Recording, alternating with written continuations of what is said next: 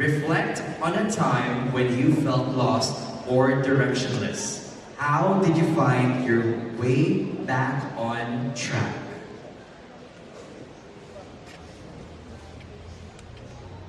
Good evening, everyone.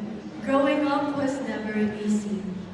I experienced how it feels to have a broken family. And I wasn't born rich. We really had a lot of struggles back then in our finances, especially my mom. However, that experience taught me and it made me the woman that I am now. With the love and support of my family, I was able to conquer any obstacles that came my way.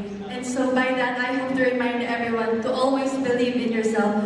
Always know that you're capable of doing many things in life and that you can do more than what you think. And I believe that losing is not the opposite of success. It is part of success. And as long as you are learning, you